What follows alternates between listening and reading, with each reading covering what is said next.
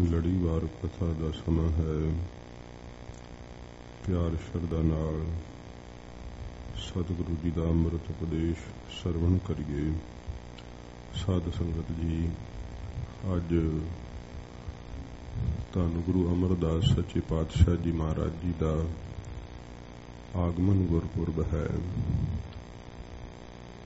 ਸਤਿਗੁਰੂ ਗਰੀਬ ਨਵਾਜ ਜੀ ਦਾ ਆਗਮਨ ਜੋ ਬਾਸਰ ਕੇ ਨਗਰ ਹੈ। ਸਾਧ ਸੰਗਤ ਜੀ, ਇਸ ਨਗਰ ਦੇ ਅੰਦਰ ਸਤਿਗੁਰੂ ਜੀ ਦਾ ਆਗਮਨ ਹੋਇਆ। ਸਤਿਕਾਰਯੋਗ ਬਾਬਾ ਤੇਜਭਾਨ ਜੀ ਦੇ ਗ੍ਰਹਿ ਵਿਖੇ ਮਾਤਾ ਲక్ష్ਮੀ ਜੀ ਦੇ ਉਦਰ ਤੋਂ, ਜਿਨ੍ਹਾਂ ਦਾ ਨਾਮ ਮਾਤਾ ਸੁਲੱਖਣੀ ਜੀ ਕਰਕੇ ਵੀ ਜ਼ਿਕਰ ਕੀਤਾ ਹੈ, ਇਹ ਰਾਤ ਰਹਿੰਦੀ ਸੱਚੇ ਪਾਤਸ਼ਾਹ ਜੀ ਮਹਾਰਾਜ ਜੀ ਦਾ ਅਵਤਾਰ ਹੋਇਆ। ਗਰੀਬ ਨਿਵਾਸ ਸੱਚੇ ਪਾਤਸ਼ਾਹ ਜੀ ਮਹਾਰਾਜ ਦਾ ਸ਼ੁਭ ਵਿਵਾਹ ਆਨੰਦ ਕਾਰਜ ਮਾਤਾ ਮਨਸਾ ਦੇਵੀ ਜੀ ਨਾਲ ਹੋਇਆ। ਸਤਿਗੁਰੂ ਪਾਤਸ਼ਾਹ ਮਹਾਰਾਜ ਜੀ ਦੇ ਗ੍ਰਹਿ ਵਿਖੇ 2 ਪੁੱਤਰੀਆਂ ਤੇ 2 ਪੁੱਤਰਾਂ ਦਾ ਸਾਧ ਸੰਗਤ ਜੀ ਜਨਮ ਹੋਇਆ। ਬਾਬਾ ਮੋਹਨ ਜੀ ਵੱਡੇ ਸਨ, ਬਾਬਾ ਮੋਹਰੀ ਜੀ, ਬੀਬੀ ਭਾਨੀ ਜੀ ਤੇ ਬੀਬੀ ਦਾਨੀ ਜੀ।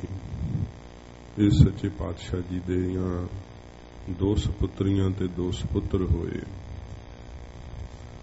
ਗਰੀਬ ਨਵਾਜ ਧੰਨ ਗੁਰੂ ਅਮਰਦਾਸ ਸੱਚੇ ਪਾਤਸ਼ਾਹ ਜੀ ਮਹਾਰਾਜ ਆਤਮਿਕ ਸ਼ਾਂਤੀ ਦੀ ਖੋਜ ਵਿੱਚ ਸੱਚੇ ਪਾਤਸ਼ਾਹ ਜੀ ਮਹਾਰਾਜ ਆਪਣੀ ਜੀਵਨ ਦਾ ਲੰਮਾ ਸਮਾਂ ਸਤਿਗੁਰਾਂ ਜੀ ਨੇ ਸਾਧ ਸੰਗਤ ਜੀ ਬਹੁਤ ਜਪ ਤਪ ਭਜਨ ਬੰਦਗੀ ਕੀਤੀ। ਪਰ ਜਿਸ ਵਕਤ ਆਪ ਜੀ ਗੰਗਾ ਦੇ ਇਸ਼ਨਾਨ ਤੋਂ ਪਰਤ ਰਹੇ ਸੀ ਤਾਂ ਕਿਸੇ ਵੈਸ਼ਨਵ ਦੀ ਪ੍ਰੇਰਨਾ ਕਰਕੇ ਜਦੋਂ ਉਹਨੇ ਗੱਲਾਂ ਵਿੱਚ ਪਾ ਕੇ ਪੁੱਛਿਆ ਕਿ ਆਪ ਦਾ ਗੁਰੂ ਕੌਣ ਹੈ, ਮਹਾਰਾਜ ਜੀ ਨੇ ਕਿਹਾ, ਅਸੀਂ ਅਜੇ ਗੁਰੂ ਦੀ ਭਾਲ ਕਰ ਰਹੇ ਹਾਂ, ਗੁਰੂ ਧਾਰਨ ਨਹੀਂ ਕੀਤਾ। ਉਸਨੇ ਬੜਾ ਤੇ ਸਮੇਂ ਦੁੱਖ ਮਨਾਇਆ, ਕਹਿੰਦਾ ਕਿ ਮੇਰਾ ਤਾਂ ਜਨਮ ਹੀ ਖਰਾਬ ਕਰਤਾ, ਮੈਂ ਇੱਕ ਨਿਗੁਰੇ ਨਾਲ ਤੁਰਿਆ ਫਿਰਦਾ। ਸਤਿਗੁਰਾਂ ਜੀ ਦੇ ਮਨ ਵਿੱਚ ਬਹੁਤ ਚੋਟ ਵੱਜੀ ਇਸ ਗੱਲ ਦੀ। ਬ੍ਰਾਹਮਣ ਤਾਂ ਕਹਿ ਕੇ ਚਲਿਆ ਗਿਆ। ਧੰਨ ਗੁਰੂ ਅਮਰਦਾਸ ਸੱਚੇ ਪਾਤਸ਼ਾਹ ਜੀ ਮਹਾਰਾਜ ਸਾਰੀ ਰਾਤ ਹਜੂਰ ਬੈਰਾਗ ਨਾਲ ਵਾਹਿਗੁਰੂ ਦੇ ਸਨਮੁਖ ਅਰਦਾਸਾਂ ਕਰਨ ਲੱਗੇ ਕਿ ਮਹਾਰਾਜ, ਇਹ ਅੰਤਰਜਾਮੀ ਆਪ ਹੀ ਸਾਨੂੰ ਪ੍ਰੇਰਨਾ ਕਰੋ, ਅਸੀਂ ਕਿਹਨਾਂ ਨੂੰ ਗੁਰੂ ਧਾਰਨ ਕਰੀਏ। ਫਿਰ ਵਾਹਿਗੁਰੂ ਨੇ ਐਸੀ ਬਿਧ ਬਣਾਈ। ਸਾਧ ਸੰਗਤ ਜੀ, ਜੋ ਮਹਾਰਾਜ ਗੁਰੂ ਅੰਗਦ ਦੇਵ ਸੱਚੇ ਪਾਤਸ਼ਾਹ ਜੀ ਦੀ ਸਪੁੱਤਰੀ ਹੈ ਬੀਬੀ ਅਮਰੋ, ਆਪ ਦੇ ਭਤੀਜੇ ਨੂੰ ਵਿਆਹੀ ਹੋਈ ਹੈ। ਸਾਧ ਸੰਗਤ ਜੀ, ਸੱਚੇ ਪਾਤਸ਼ਾਹ ਜੀ ਮਹਾਰਾਜ ਨੇ ਬੀਬੀ ਅਮਰੋ ਦਾ ਜਿਵੇਂ ਸੁਭਾਅ ਸੀ, ਅੰਮ੍ਰਿਤ ਵੇਲੇ ਜਦੋਂ ਰਿੜਕਣਾ ਪਾਇਆ ਤੇ ਜਿਹੜੇ ਸ਼ਬਦ ਕਰਤਾਰਪੁਰ ਸਾਹਿਬ ਗੁਰੂ ਨਾਨਕ ਸਾਹਿਬ ਜੀ ਦੇ ਦਰਬਾਰ ਅੰਦਰ ਪੜ੍ਹੇ ਜਾਂਦੇ ਸੀ, ਫਿਰ ਖਡੂਰ ਸਾਹਿਬ ਗੁਰੂ ਅੰਗਦ ਸਾਹਿਬ ਜੀ ਦੇ ਦਰਬਾਰ ਅੰਦਰ ਸ਼ਬਦਾਂ ਦਾ ਗਾਇਨ ਹੁੰਦਾ ਸੀ। ਬੀਬੀ ਜੀ ਨੇ ਉਹ ਸ਼ਬਦ ਜਿਹੜੇ ਸੀ ਪੜ੍ਹਨੇ ਸ਼ੁਰੂ ਕਰ ਦਿੱਤੇ।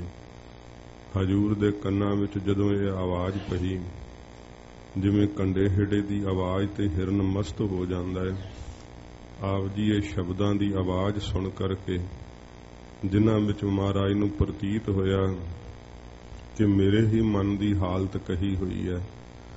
ਸੱਚੇ ਪਾਤਸ਼ਾਹ ਮਹਾਰਾਜ ਉੱਥੇ ਆ ਕਰਕੇ ਖੜ ਗਏ।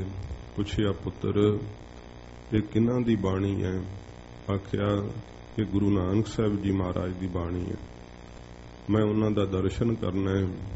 ਕਿਹਾ, ਉਹਨਾਂ ਦੀ ਥਾਵੇਂ ਸਾਡੇ ਪਿਤਾ ਸਤਿਗੁਰੂ ਜੀ ਗੁਰਤਾ ਗੱਦੀ ਤੇ ਵਿਰਾਜਮਾਨ ਨੇ, ਸਾਨੂੰ ਉਹਨਾਂ ਦੇ ਦਰਸ਼ਨਾਂ ਵਾਸਤੇ ਲੈ ਚੱਲੋ। ਬੀਬੀ ਅਮਰੋ ਜੀ, ਜਿਨ੍ਹਾਂ ਨੂੰ ਸਤਿਗੁਰਾਂ ਜੀ ਦੀ ਆਗਿਆ ਸੀ ਕਿ ਬੀਬੀ ਜੇ ਬੁਲਾਈਏ ਨਾ ਤਾਂ ਆਉਣਾ ਨਹੀਂ, ਤੇ ਜਿੰਨਾ ਚਿਰ ਭੇਜੀਏ ਉਹਨਾਂ ਚਿਰ ਫਿਰ ਜਾਣਾ ਨਹੀਂ। ਸਤਿਗੁਰਾਂ ਜੀ ਦੇ ਬਚਨ ਸੀ। ਕਿਹਾ, ਮਹਾਰਾਜ, ਸਾਨੂੰ ਗੁਰੂ ਪਿਤਾ ਜੀ ਦੀ ਇਉਂ ਆਗਿਆ ਏ, ਪਰ ਤੁਹਾਡੇ ਪਰਉਪਕਾਰ ਦੇ ਕਾਰਜ ਵਾਸਤੇ ਅਸੀਂ ਜ਼ਰੂਰ ਚੱਲਾਂਗੇ। ਬੀਬੀ ਜੀ ਨਾਲ ਲੈ ਕਰਕੇ ਆਏ, ਬਾਹਰ ਖੜਿਆਂ ਕਰ ਦਿੱਤਾ। ਆਖਿਆ, ਗੁਰੂ ਪਿਤਾ ਜੀ ਨੂੰ ਪੁੱਛ ਕੇ ਬੁਲਾਵਾਂਗੇ। ਹਜੂਰ ਗੁਰੂ ਅੰਗਦ ਸਾਹਿਬ ਜੀ ਮਹਾਰਾਜ ਨੇ ਵੇਖ ਕੇ ਕਿਹਾ ਕਿ ਬੀਬੀ ਤੁਸੀਂ ਬਿਨਾਂ ਬੁਲਾਏ ਆਏ ਹੋ, ਜੇ ਆਏ ਹੋ ਤੇ ਜਿਨ੍ਹਾਂ ਨੂੰ ਨਾਲ ਲੈ ਕੇ ਆਏ ਹੋ ਬਾਹਰ ਕਿਉਂ ਖੜਾ ਕਰ ਆਏ ਹੋ। ਸੱਚੇ ਪਾਤਸ਼ਾਹ ਜੀ ਮਹਾਰਾਜ ਨੇ ਸਿੱਖ ਭੇਜ ਕੇ ਆਪ ਜੀ ਨੂੰ ਬੁਲਾਇਆ। ਰਿਸ਼ਤੇਦਾਰੀ ਜਾਣ ਕੇ ਗੁਰੂ ਅੰਗਦ ਸਾਹਿਬ ਜੀ ਮਹਾਰਾਜ ਸਤਿਕਾਰ ਦੇਣਾ ਚਾਹਿਆ, ਪਰ ਧੰਨ ਗੁਰੂ ਅਮਰਦਾਸ ਸੱਚੇ ਪਾਤਸ਼ਾਹ ਦੰਡਵਤ ਪ੍ਰਣਾਮ ਕੀਤੀ। ਮਹਾਰਾਜ ਨੇ ਆਖਿਆ, ਸੱਚੇ ਪਾਤਸ਼ਾਹ ਮੈਂ ਸਿੱਖ ਬਣਨ ਵਾਸਤੇ ਆਇਆ। ਹਜੂਰ ਨੇ ਫਿਰ ਕਸਵੱਟੀ ਕੱਸੀ। 12 ਸਾਲ ਦੀ ਇਹੋ ਜੀ ਕਠਿਨ ਸੇਵਾ ਗੁਰੂ ਅਮਰਦਾਸ ਸਾਹਿਬ ਜੀ ਮਹਾਰਾਜ ਨੇ 72 ਸਾਲ ਦੀ ਬਿਰਧ ਆਜੂ ਸੀ ਜਦੋਂ ਗੁਰੂ ਅੰਗਦ ਸਾਹਿਬ ਜੀ ਮਹਾਰਾਜ ਦੀ ਸੇਵਾ ਵਿੱਚ ਆਪ ਆਏ ਤੇ 12 ਸਾਲ ਮਹਾਰਾਜ ਜੀ ਨੇ ਆਪ ਦੇ ਸੀਸ ਤੇ ਗਾਗਰ ਢੋਈ, ਗੁਰੂ ਦੇਵ ਦੀ ਆਗਿਆ ਵਿੱਚ ਆਪਣਾ ਜੀਵਨ ਜੀਵਿਆ। ਇਹੋ ਜੀ ਮਿਸਾਲ ਕਾਇਮ ਕਰ ਦਿੱਤੀ ਜੋ ਭੱਟਾਂ ਨੇ ਬਾਣੀ ਦੇ ਅੰਦਰ ਇਹ ਸ਼ਬਦ ਕਹੇ ਹੈ, ਗੁਰੂ ਅਮਰਦਾਸ ਸਾਹਿਬ ਜੀ ਆਪ ਜੀ ਦੀ ਸੇਵਾ ਦੀ ਘਾਲਣਾ ਦੀ ਕਥਾ ਅਕਥ ਵੈ ਸੱਚੇ ਪਾਤਸ਼ਾਹ, ਕਥੀ ਨਹੀਂ ਜਾ ਸਕਦੀ। ਇੱਕ ਜੀਭਾ ਨਾਲ ਆਪ ਦਾ ਜਸ ਮਹਾਰਾਜ ਕੀਤਾ ਨਹੀਂ ਜਾ ਸਕਦਾ। ਸੱਚੇ ਪਾਤਸ਼ਾਹ ਜੀ ਜਿਸ ਵਕਤ ਹਜੂਰ ਜੁਲਾਹੇ ਦੇ ਕੁੰਭਲ ਵਿੱਚ ਸਤਿਗੁਰੂ ਜੀ ਡਿੱਗ ਪਏ ਸੀ, ਠੇਡਾ ਲੱਗਣੇ ਕਰਕੇ ਹਨੇਰੀ ਚੱਲਦੀ ਸੀ, ਬਰਖਾ ਬਹੁਤ ਜ਼ੋਰਾਂ ਤੇ ਸੀ ਤੇ ਸਮੇਂ ਡਿੱਗਣ ਤੋਂ ਜਦੋਂ ਆਵਾਜ਼ ਆਈ, ਜੁਲਾਹੇ ਨੇ ਪੁੱਛਿਆ ਕੌਣ ਹੈ ਇੰਨੀ ਰਾਤ, ਤੇ ਮਹਾਰਾਜ ਨੇ ਕਿਹਾ ਭਾਈ ਅਸੀਂ ਗੁਰੂ ਕੇ ਆਂ। ਤੇ ਜੁਲਾਹੀ ਨੇ ਆਪ ਜੀ ਦਾ ਨਾਮ ਲੈ ਕੇ ਕਹਿਤਾ ਉਹੋ ਹੀ ਹੋਣਾ ਨਥਾਵਾਂ, ਜਿਹਨੂੰ ਕੋਈ ਥਾਂ ਨਹੀਂ। ਸਾਰਾ ਦਿਨ ਸਿੱਖਾਂ ਦੇ ਅੱਗੇ ਵੀ ਸੇਵਾ ਕਰੀ ਜਾਂਦੇ ਆ, ਰਾਤ ਦਿਨ ਵੀ ਟਿਕਾ ਨਹੀਂ ਹੈ। ਗੁਰੂ ਮਹਾਰਾਜ ਨੇ ਕਿਹਾ ਸੀ ਕਮਲੀਏ ਮੈਂ ਨਥਾਵਿਆਂ ਦੇ ਥਾਮ ਗੁਰੂ ਅੰਗਦ ਸਾਹਿਬ ਜੀ ਮਹਾਰਾਜ ਦਾ ਸਿੱਖ ਵਾਂ। ਤੇ ਇਹ ਸਤਿਗੁਰਾਂ ਦੇ ਕਹਿਣ ਕਰਕੇ ਉਹਨੂੰ ਕਮਲ ਸ਼ੁਦਾ ਹੋ ਗਿਆ। ਗੁਰੂ ਅੰਗਦ ਸਾਹਿਬ ਜੀ ਮਹਾਰਾਜ ਨੂੰ ਪਤਾ ਲੱਗਾ ਸਤਿਗੁਰਾਂ ਜੀ ਨੇ ਏਡੀ ਵੱਡੀ ਬਖਸ਼ਿਸ਼ ਕੀਤੀ। ਆਪ ਜੀ ਨੂੰ ਸਤਿਗੁਰੂ ਜੀ ਸਾਲ ਬਾਅਦ ਇੱਕ ਸਿਰੋਪਾਓ ਦਿਆ ਕਰਦੇ ਸੀ। ਹਜੂਰ ਆਪਣੇ ਸੀਸ ਤੇ ਹੀ ਅਦਬ ਨਾਲ ਉਸ ਸਿਰੋਪਾਓ ਨੂੰ ਸਜਾਇਆ ਕਰਦੇ। ਜਿਸ ਦਿਨ ਆਪ ਜੀ ਨੇ ਗੁਰਤਾ ਗੱਦੀ ਦਾ ਮਾਣ ਬਖਸ਼ਿਸ਼ ਕੀਤਾ, ਉਸ ਦਿਨ ਸਾਧ ਸੰਗਤ ਜੀ 12 ਸਿਰੋਪਾਓ ਗੁਰੂ ਅਮਰਦਾਸ ਸਾਹਿਬ ਜੀ ਮਹਾਰਾਜ ਦੇ ਸੀਸ ਤੇ ਝੁੱਲ ਰਹੇ ਸੀ। ਆਪ ਜੀ ਨੇ ਆਗਿਆ ਕੀਤੀ ਕਿ ਜਾ ਭਾਈ ਪੁਰਖਾ ਇਸ਼ਨਾਨ ਕਰਕੇ ਆਓ। ਜਦੋਂ ਇਸ਼ਨਾਨ ਕਰਕੇ ਸੁੱਚੇ ਵਸਤਰ ਪਹਿਨ ਕੇ ਆਏ, ਗੁਰੂ ਅੰਗਦ ਦੇਵ ਸੱਚੇ ਪਾਤਸ਼ਾਹ ਜੀ ਮਹਾਰਾਜ ਨੇ ਆਪਣੀ ਗੁਰਤਾ ਗੱਦੀ ਦੇ ਉੱਤੇ ਬਿਠਾ ਕਰਕੇ ਸਤਿਗੁਰਾਂ ਨੇ ਨਮਸਕਾਰ ਕੀਤੀ। ਬਾਬਾ ਬੁੱਢਾ ਸਾਹਿਬ ਜੀ ਤੋਂ ਮਸਤਕ ਤੇ ਤਿਲਕ ਕਢਾਇਆ ਤੇ ਹਜੂਰ ਨੇ ਆਪਣੇ ਸ਼੍ਰੀ ਮੁਖ ਤੋਂ ਇਹ ਬਚਨ ਕਹੇ, ਅੱਜ ਤੋਂ ਇਹ ਨਥਾਵਿਆਂ ਦੇ ਥਾਮ ਹੋਣਗੇ, ਨਿਗਤਿਆਂ ਦੀ ਗਤ ਹੋਣਗੇ, ਨਿਤਰਿਆਂ ਦੀ ਧਿਰ ਹੋਣਗੇ, ਨਿਪੱਤਿਆਂ ਦੀ ਪੱਤ ਹੋਣਗੇ। ਇਹ ਸੱਚੇ ਪਾਤਸ਼ਾਹ ਜੀ ਮਹਾਰਾਜ ਨੇ ਮਹਾਨ ਆਪ ਜੀ ਨੂੰ ਬਖਸ਼ਿਸ਼ ਕੀਤੀਆਂ। ਗੋਇੰਦਵਾਲ ਸਾਹਿਬ ਮਹਾਰਾਜ ਜੀ ਨੇ ਵਸਾਉਣ ਦੀ ਆਗਿਆ ਕੀਤੀ ਸੀ। ਗੁਰੂ ਅੰਗਦ ਸਾਹਿਬ ਜੀ ਮਹਾਰਾਜ ਆਪਦੇ ਹੁੰਦਿਆਂ ਹੀ ਗੋਇੰਦਵਾਲ ਸਾਹਿਬ ਆਪ ਜੀ ਦੁਆਰਾ ਵਸਾਇਆ। ਆਗਿਆ ਕੀਤੀ ਕਿ ਤੁਸੀਂ ਉੱਥੇ ਚਲੇ ਜਾਓ। ਧੰਨ ਗੁਰੂ ਅਮਰਦਾਸ ਸੱਚੇ ਪਾਤਸ਼ਾਹ ਜੀ ਨੇ ਗੁਰਤਾ ਦੇ ਤਖਤ ਤੇ ਬੈਠ ਕਰਕੇ ਇਸ ਹਿੰਦੁਸਤਾਨ ਦੇ 4 ਕੋਨਿਆਂ ਵਿੱਚ ਮਹਾਰਾਜ ਨੇ ਸਿੱਖੀ ਦਾ ਡੰਕਾ ਖੜਕਾਇਆ। ਮਹਾਰਾਜ ਜੀ ਦੀ ਬਾਬਤ ਭੱਟਾਂ ਨੇ ਲਿਖਿਆ, ਉੱਤਰ ਦੱਖਣ ਪੂਬ ਔਰ ਪশ্ਚਮ ਜੈ ਜੈਕਾਰ ਜਪੰਥ ਨਰਾ, ਕੀ ਉੱਤਰ ਕੀ ਦੱਖਣ ਕੀ ਪੂਰਬ ਕੀ ਪੱਛਮ। ਗੁਰੂ ਨਾਨਕ ਸਾਹਿਬ ਜੀ ਮਹਾਰਾਜ ਦੇ ਜੈ ਜੈਕਾਰ ਦੀਆਂ ਧੁਨਾਂ ਲਵਾਤੀਆਂ ਗੁਰੂ ਅਮਰਦਾਸ ਸਾਹਿਬ ਜੀ ਮਹਾਰਾਜ ਨੇ। ਸਭ ਪਹਾੜ ਦੇਸ਼ ਸਿੱਖੀ ਬਖਸ਼ ਕੇ ਨਿਹਾਲ ਕੀਤਾ। ਮਹਾਰਾਜ 22 ਮੰਜੀਆਂ 72 ਪੀੜੇ ਥਾਪ ਕਰਕੇ ਦਿਗਵਜਈ ਸਤਿਗੁਰੂ ਪਾਤਸ਼ਾਹ ਜੀ ਮਹਾਰਾਜ ਚੱਕਰਵਰਤੀ ਬਾਦਸ਼ਾਹ ਦੀ ਤਰ੍ਹਾਂ ਗੋਇੰਦਵਾਲ ਸਾਹਿਬ ਸੱਚੇ ਪਾਤਸ਼ਾਹ ਜੀ ਮਹਾਰਾਜ ਨੇ ਇਹੋ ਜਿਹਾ ਵਸਾਇਆ ਜਿਹਨੂੰ ਸਾਧ ਸੰਗਤ ਜੀ ਭੱਟਾਂ ਨੇ ਕਿਹਾ ਹੈ ਕਿ ਸੱਚਖੰਡ ਦੇ ਬਰਾਬਰ ਬਣਾ ਦਿੱਤਾ ਸੀ ਜਿਹੜਾ ਪਾਤਸ਼ਾਹ ਜੀ ਨੇ। ਕਹਿੰਦੇ ਨੇ ਗੋਇੰਦਵਾਲ ਗੋਬਿੰਦਪੁਰੀ ਸਮ ਜਲਨ ਤੀਰ ਵਿਆਪਾਸ ਬਣਾਇਓ, ਕਿਉਂਕਿ ਜਿਹੜਾ ਸੱਚਖੰਡ ਉੱਥੇ ਕੋਈ ਜੰਮਦਾ ਮਰਦਾ ਨਹੀਂ ਹੈ। ਸਾਧ ਸੰਗਤ ਜੀ ਇਹ ਗੋਇੰਦਵਾਲ ਸਾਹਿਬ ਦੇ ਅੰਦਰ ਵੀ ਜਦੋਂ ਆਪ ਗੁਰਤਾ ਦੇ ਤਖਤ ਤੇ ਬਿਰਾਜਮਾਨ ਸੀ ਸੱਚੇ ਪਾਤਸ਼ਾਹ ਬਿਰਧ ਮਾਤਾ ਦੇ ਪੁੱਤਰ ਚੜ੍ਹਾਈ ਕਰ ਜਾਣ ਤੋਂ ਉਹਦੇ ਵਿਰਲਾਪ ਕਰਨ ਤੋਂ ਸੱਚੇ ਪਾਤਸ਼ਾਹ ਨੂੰ ਐਸੀ ਦਇਆ ਆਈ। ਹਜੂਰ ਨੇ 4 ਪੈਰ ਦਾ ਮੁਰਦਾ ਗਰੀਬ ਨਵਾਜ ਨੇ ਆਪਣੇ ਸੱਜੇ ਚਰਨ ਦਾ ਅੰਗੂਠਾ ਲਾ ਕਰਕੇ ਜਿਉਂਦਾ ਕਰ ਦਿੱਤਾ ਸੀ। ਫਿਰ ਵਾਕ ਕਹੇ ਸੀ ਕਿ ਜਿੰਨਾ ਚਿਰ ਸਰੀਰ ਕਰਕੇ ਗੁਰਤਾ ਗੱਦੀ ਤੇ ਵਿਰਾਜਮਾਨ ਹਾਂ ਅਸੀਂ, ਉਹਨਾਂ ਚਿਰ ਗੋਇੰਦਵਾਲ ਸਾਹਿਬ ਦੇ ਅੰਦਰ ਕੋਈ ਪ੍ਰਾਣੀ ਚੜ੍ਹਾਈ ਨਹੀਂ ਕਰੇਗਾ। ਸਾਧ ਸੰਗਤ ਜੀ, ਕਿਸੇ ਪ੍ਰਾਣੀ ਨੇ ਤਾਂ ਕੀ ਚੜ੍ਹਾਈ ਕਰਨਾ ਸੀ। ਗੋਇੰਦਵਾਲ ਸਾਹਿਬ ਦੀ ਜੂਹ ਅੰਦਰ ਕੋਈ ਪਸ਼ੂ ਪੰਛੀ ਨਾ ਸੀ ਕਦੇ ਮਰਿਆ। ਸੂਰ ਵੀਰ ਬਚਨ ਕੇ ਬਲੀ, ਐਸੇ ਗੁਰੂ ਅਮਰਦਾਸ ਸੱਚੇ ਪਾਤਸ਼ਾਹ ਜੀ ਮਹਾਰਾਜ। ਫਿਰ ਆਪ ਇੰਨੇ ਨਿਮਰਤਾ ਦੇ ਪੁੰਜ ਸੀ। ਭਾਈ ਦਾਤੂ ਨੇ ਈਰਖਾ ਵਿੱਚ ਆ ਕਰਕੇ ਆਪ ਜੀ ਨੂੰ ਪਿੱਛੋਂ ਦੀ ਆ ਕਰਕੇ ਵੱਖੀ ਵਿੱਚ ਲੱਤ ਮਾਰ ਕੇ ਤਖਤ ਤੋਂ ਪੁੰਜੇ ਸਿੱਟ ਦਿੱਤਾ ਸੀ। ਹਜੂਰ ਨੇ ਉੱਠ ਕਰਕੇ ਚਰਨ ਪਕੜ ਕੇ ਕਿਹਾ ਸੀ, ਆਪ ਮੇਰੇ ਗੁਰੂਦੇਵ ਦੇ ਸਾਹਿਬਜ਼ਾਦੇ ਹੋ। ਬਿਰਧ ਸਰੀਰ ਹੋਣ ਕਰਕੇ ਮੇਰੀਆਂ ਹੱਡੀਆਂ ਬੜੀਆਂ ਸਖਤ ਹੋ ਗਈਆਂ। ਆਪ ਦੇ ਨਰਮ ਚਰਨ ਨੂੰ ਕਿਤੇ ਸੱਟ ਨਾ ਲੱਗੀ ਹੋਵੇ। ਸਾਨੂੰ ਉੱਠਣਾ ਚਾਹੀਦਾ ਸੀ, ਸਾਡੀ ਇਹ ਗਲਤੀ ਹੈ। ਇਹ ਸਤਿਗੁਰਾਂ ਜੀ ਨੇ ਸਗੋਂ ਨਿਮਰਤਾ ਨਾਲ ਕਿਹਾ। ਸਿੱਖ ਇਹ ਵੇਖ ਕੇ ਭਾਈ ਦਾਤੂ ਨੂੰ ਸਜ਼ਾ ਦੇਣਾ ਚਾਹੁੰਦੇ ਸੀ, ਪਰ ਹਜੂਰ ਨੇ ਕੁਝ ਵੀ ਨਹੀਂ ਸਿੱਖਾਂ ਨੂੰ ਕਹਿਣ ਦਿੱਤਾ। ਤੇ ਸਾਧ ਸੰਗਤ ਜੀ, ਭਾਈ ਦਾਤੂ ਦੇ ਲੱਤ ਵਿੱਚ ਐਸੀ ਪੀੜ ਉੱਠੀ ਜਿਹਦੇ ਨਾਲ ਉਹ ਸਾਰੀ ਉਮਰ ਤੜਫਣ ਲੱਗਾ। ਬਹੁਤ ਬੁਰਾ ਹਾਲ ਹੋਇਆ। ਹਜੂਰ ਆਪ ਉਪਰਾਮ ਹੋ ਕਰਕੇ ਬਾਸਰ ਕੇ ਚਲੇ ਗਏ ਗਰੀਬ ਨਵਾਜ, ਜਿੱਥੇ ਹਜੂਰ ਦਾ ਆਪਣਾ ਅਵਤਾਰ ਧਾਰਨ ਦਾ ਨਗਰ ਵੈ।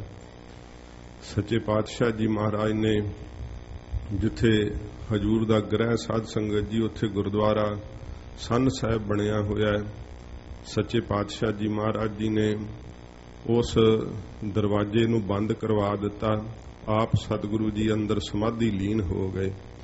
ਜਦੋਂ ਕਿਸੇ ਨੂੰ ਪਤਾ ਨਾ ਲੱਗੇ ਕਿ ਗੁਰੂ ਅਮਰਦਾਸ ਸਾਹਿਬ ਜੀ ਮਹਾਰਾਜ ਕਿੱਥੇ ਹੈ, ਫਿਰ ਸੰਗਤਾਂ ਨੇ ਬਾਬਾ ਬੁੱਢਾ ਸਾਹਿਬ ਜੀ ਨੂੰ ਹੀ ਬੇਨਤੀ ਕੀਤੀ ਕਿ ਮਹਾਰਾਜ, ਆਪ ਤੋਂ ਬਿਨਾਂ ਕੋਈ ਨਹੀਂ ਜਾਣ ਸਕਦਾ ਕਿ ਗੁਰੂ ਸਾਹਿਬ ਜੀ ਇਸ ਵਕਤ ਕਿੱਥੇ ਹੈ, ਕਿਉਂਕਿ ਤੁਹਾਨੂੰ ਇਹ ਵਾਰ ਹੈ ਸਤਿਗੁਰੂ ਗੁਰੂ ਨਾਨਕ ਸਾਹਿਬ ਜੀ ਦਾ ਕਿ ਅਸੀਂ ਤੇ ਇੱਥੋਂ ਓਹਲੇ ਨਹੀਂ ਕਦੇ ਹੋ ਸਕਦੇ।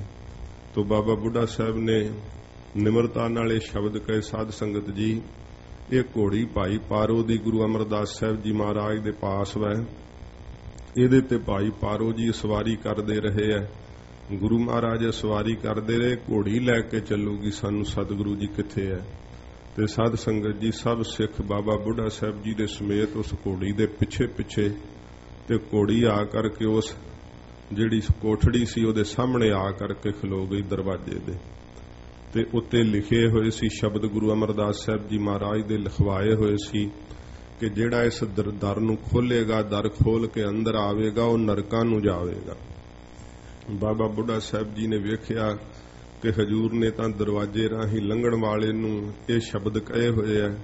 ਅੰਦਰੋਂ ਵਿਵੇਕ ਜਾਗਿਆ ਕਿ ਆਹ ਦਰਵਾਜ਼ੇ ਰਾਹੀਂ ਜ਼ਰੂਰ ਜਾਣਾ।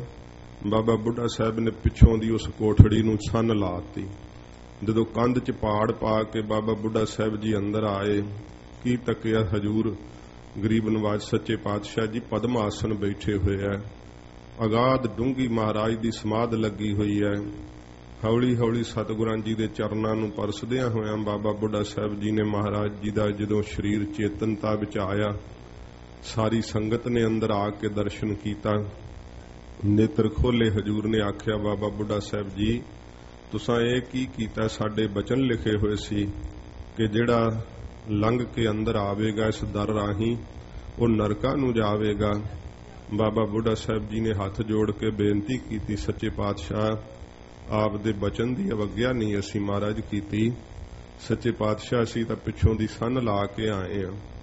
ਹਜੂਰ ਨੇ ਜਦੋਂ ਪਾੜ ਪਿਆ ਕੰਧ ਵਿੱਚ ਵੇਖਿਆ, ਮਹਾਰਾਜ ਜੀ ਬੜੇ ਪ੍ਰਸੰਨ ਹੋਏ।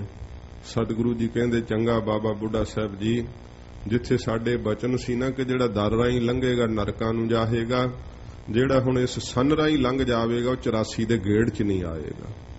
ਇਹ ਸੱਚੇ ਪਾਤਸ਼ਾਹ ਜੀ ਮਹਾਰਾਜ ਨੇ ਵਰਦਾਨ ਦਿੱਤੇ। ਅੱਜ ਵੀ ਗੁਰਦੁਆਰਾ ਸੰਨ ਸਾਹਿਬ ਸੰਗਤਾਂ ਦਰਸ਼ਨ ਕਰਦੀਆਂ, ਉੱਥੋਂ ਦੀ ਸਾਧ ਸੰਗਤ ਜੀ ਗੁਜ਼ਰਦੇ ਆ ਸਿੱਖ ਭਾਵਨਾ ਨਾਲ। ਸਤਿਗੁਰੂ ਜੀ ਨੇ ਛੂਤ ਛਾਤ ਦਾ ਭੇਦ ਭਾਵ ਮਿਟਾਉਣ ਵਾਸਤੇ ਜੋ ਸਮਾਜ ਵਿੱਚ ਊਚ ਨੀਚ ਦੇ ਸਾਧ ਸੰਗਤ ਜੀ ਗਰਸੇ ਹੋਏ ਸੀ ਲੋਕ, ਹਜੂਰ ਨੇ ਸੁੰਦਰ ਬੌਲੀ ਸਾਹਿਬ ਦੀ ਸਿਰਜਣਾ ਕੀਤੀ ਤੇ ਬੌਲੀ ਸਾਹਿਬ ਦੀਆਂ 84 ਪੌੜੀਆਂ ਰਚ ਕੇ ਸੱਚੇ ਪਾਤਸ਼ਾਹ ਜੀ ਮਹਾਰਾਜ ਨੇ ਇਹ ਬਚਨ ਆਖੇ ਕਿ ਜਿਹੜਾ ਭਾਈ ਜਪਜੀ ਸਾਹਿਬ ਦੇ 84 ਪਾਠ ਕਰ ਇਹਦੇ ਵਿੱਚ ਇਸ਼ਨਾਨ ਕਰੇਗਾ, ਇੱਕ ਇੱਕ ਪਾਠ ਨਾਲ ਇੱਕ ਇੱਕ ਇਸ਼ਨਾਨ ਕਰੀਦਾ। ਤੇ ਹਜੂਰ ਨੇ ਇਹ ਬਖਸ਼ਿਸ਼ ਕੀਤੀ ਸੀ ਕਿ ਉਹ 84 ਦੇ ਗੇੜ ਵਿੱਚ ਨਹੀਂ ਆਵੇਗਾ। ਵੇਖੋ ਮੁਕਤੀਆਂ ਵਾਸਤੇ ਸਤਿਗੁਰਾਂ ਜੀ ਨੇ ਬੌਲੀਆਂ ਲਾਤੀਆਂ, ਸੰਨ ਸਾਹਿਬ ਬਣਾਤੇ। ਇਹ ਗੁਰੂ ਅਮਰਦਾਸ ਸੱਚੇ ਪਾਤਸ਼ਾਹ ਜੀ ਮਹਾਰਾਜ ਨੂੰ ਬਾਣ ਆਉਂਦਾ ਹੈ। ਭੱਟਾਂ ਨੇ ਇਹ ਵਾਕ ਕਹੇ ਹੈ ਕਿ ਗੁਰ ਅਮਰਦਾਸ ਪਰਸੀਐ ਪਹੁਮ ਪਾਤਕ ਬਿਨਾਸੈ। ਕਹਿੰਦੇ ਜੀਆਂ ਦੀ ਕੀ ਬਾਤ ਵੈ, ਜੇ ਧਰਤੀ ਦੇ ਵੀ ਪਾਪ ਹੋਏ ਹੋਣ ਨਾ, ਜਿਸ ਧਰਤੀ ਤੇ ਪਾਪ ਹੋਏ ਹੋਣ, ਉਹ ਧਰਤੀ ਸਾਧ ਸੰਗਤ ਜੀ ਗਲੀਚ ਹੋ ਜਾਂਦੀ ਹੈ, ਅਪਵਿੱਤਰ ਹੋ ਜਾਂਦੀ ਹੈ। ਤੇ ਜਿਸ ਪਾਪਾਂ ਵਾਲੀ ਧਰਤੀ ਨੇ ਵੀ ਗੁਰੂ ਅਮਰਦਾਸ ਸਾਹਿਬ ਨੂੰ ਪਰਸ ਲਿਆ ਨਾ, ਉਹਦੇ ਵੀ ਸਾਧ ਸੰਗਤ ਜੀ ਪਾਪ ਨਸ਼ਟ ਹੋ ਜਾਂਦੇ। ਇਹ ਝੂਠਾ ਐਦ ਕਰਕੇ ਹੀ ਗੋਂਦੇ ਖੱਤਰੀ ਨੇ ਕਬਜ਼ਾ ਕੀਤਾ ਹੋਇਆ ਸੀ ਨਾ ਉਸ ਜ਼ਮੀਨ ਦੇ ਉੱਤੇ, ਤੇ ਉਹਦੇ ਘਰ ਨਹੀਂ ਸੀ ਪ੍ਰੇਤ ਵਸਣ ਦਿੰਦੇ। ਗੁਰੂ ਅਮਰਦਾਸ ਸਾਹਿਬ ਜੀ ਮਹਾਰਾਜ ਦੇ ਚਰਨ ਪਏ ਸੀ ਤੇ ਉਹ ਗੋਇੰਦਵਾਲ ਨੂੰ ਸਾਧ ਸੰਗਤ ਜੀ ਗੋਇੰਦਵਾਲ ਸਾਹਿਬ ਬਣਾਤਾ। ਸੱਚੇ ਪਾਤਸ਼ਾਹ ਨੇ ਐਸੀ ਬਖਸ਼ਿਸ਼ ਕੀਤੀ। ਸਿੱਖੀ ਦਾ ਧੁਰਾ ਮਹਾਰਾਜ ਸੱਚੇ ਪਾਤਸ਼ਾਹ ਨੇ ਬਣਾਇਆ। ਦਿੱਲੀ ਤੋਂ ਲਾਹੌਰ ਨੂੰ ਜਾਣ ਵਾਲੀ ਸੜਕ ਦੇ ਉੱਤੇ ਸਾਧ ਸੰਗਤ ਜੀ ਵੱਡਾ ਪੱਤਣ ਇੱਥੇ ਪੈਂਦਾ ਸੀ, ਤੇ ਸਰਕਾਰੀ ਕਰਮਚਾਰੀ ਫੌਜ ਦੀਆਂ ਬੜੀਆਂ ਟੁਕੜੀਆਂ ਜਿਹੜੀਆਂ ਲਾਹੌਰ ਨੂੰ ਆਉਂਦੀਆਂ ਜਾਂਦੀਆਂ, ਉਹ ਠਹਿਰਨ ਵਾਸਤੇ ਇੱਕ ਗੋਇੰਦਵਾਲ ਸਾਹਿਬ ਦਾ ਬੜਾ ਵੱਡਾ ਪੜਾਅ ਸੀ। ਤੇ ਇੱਥੇ ਗੁਰੂ ਮਹਾਰਾਜ ਸਾਹਿਬ ਜੀ ਦਾ ਇੱਕ ਤਾਂ ਲੰਗਰ ਬੜਾ ਉਦੁੱਤੀ ਚੱਲਦਾ ਸੀ, ਸਭ ਨੂੰ ਠਹਿਰਨ ਵਾਸਤੇ ਸਾਧ ਸੰਗਤ ਜੀ ਜਿਹੜੇ ਸੀ ਉਹ ਆਰਾਮ ਕਰਨ ਵਾਸਤੇ ਸਰਾਵਾਂ ਮਿਲ ਜਾਂਦੀਆਂ ਸੀ। ਤੇ ਗੁਰੂ ਸਾਹਿਬ ਜੀ ਮਹਾਰਾਜ ਦਾ ਜਸ ਜਿਹੜਾ ਦਿਨ ਪ੍ਰਦਨ ਵੱਧ ਰਿਹਾ ਸੀ। ਤੋ ਕੀ ਹਿੰਦੂ ਕੀ ਮੁਸਲਮਾਨ ਸਭ ਭੇਦ ਭਾਵ ਮਿਟਾ ਕਰਕੇ ਹਜੂਰ ਦੇ ਲੰਗਰ ਵਿੱਚੋਂ ਲੰਗਰ ਛਕਦੇ। ਸੱਚੇ ਪਾਤਸ਼ਾਹ ਜੀ ਮਹਾਰਾਜ ਦਾ ਦਿਨ ਪ੍ਰਤੀ ਵੱਧਦਾ ਪ੍ਰਤਾਪ ਵੇਖ ਕਰਕੇ ਨਾ ਫਿਰ ਸਾਧ ਸੰਗਤ ਜੀ ਜਿਹੜੇ ਇਰਖਾਲੂ ਲੋਕ ਸੀ, ਬਾਹਰੋਂ ਉਹਨਾਂ ਨੇ ਬਾਣਾ ਧਰਮ ਦਾ ਪਾਇਆ ਹੁੰਦਾ ਹੈ, ਪਰ ਸਾਧ ਸੰਗਤ ਜੀ ਧਰਮੀ ਨਹੀਂ ਹੁੰਦੇ। ਕਦਾਚਿਤ ਵੀ ਉਹਨਾਂ ਦੇ ਅੰਦਰ ਦਇਆ ਨਹੀਂ ਹੁੰਦੀ, ਧਰਮ ਦੀ ਅੰਸ਼ ਮਾਤਰ ਵੀ ਨਹੀਂ ਹੁੰਦੀ। ਬਾਹਰੋਂ ਦਿਖਾਵਾ ਧਰਮ ਦਾ ਮੁਖੌਟਾ ਉਹਨਾਂ ਨੇ ਧਾਰਨ ਕੀਤਾ ਹੁੰਦਾ ਹੈ। ਉਹਨਾਂ ਨੇ ਬਾਦਸ਼ਾਹ ਅਕਬਰ ਦੇ ਕੋਲ ਸ਼ਿਕਾਇਤ ਕੀਤੀ ਕਿ ਗੁਰੂ ਸਾਹਿਬ ਜੀ ਜਦੋਂ ਵੇਦਾਂ ਦੀ ਬਾਣੀ ਹੈਗੀ ਹੈ ਜੀਆਂ ਦੀ ਕਲਿਆਣ ਵਾਸਤੇ, ਆਪਣੀ ਬਾਣੀ ਕਿਉਂ ਰਚਦੇ ਆ? ਫਿਰ ਜਿਹੜੇ 68 ਤੀਰਥ ਨੇ ਜੀਆਂ ਦੇ ਭਲੇ ਵਾਸਤੇ, ਇਹਨਾਂ ਨੇ ਆਪਣਾ ਬੌਲੀ ਸਾਹਿਬ ਤੀਰਥ ਕਿਉਂ ਬਣਾਇਆ ਹੈ?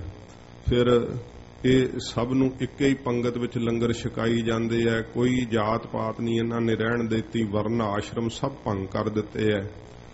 ਇਹ ਅਕਬਰ ਬਾਦਸ਼ਾਹ ਨੇ ਫਿਰ ਸਤਿਗੁਰਾਂ ਜੀ ਦੇ ਕੋਲ ਬੇਨਤੀ ਕੱਲੀ ਸੀ ਕਿ ਮਹਾਰਾਜ ਇਹ ਬ੍ਰਾਹਮਣ ਲੋਕ ਆਪ ਦੇ ਉਪਦੇਸ਼ ਦੇ ਉੱਪਰ ਮਹਾਰਾਜ ਇਹ ਸ਼ੰਕਾ ਕਰਦੇ ਹੈ।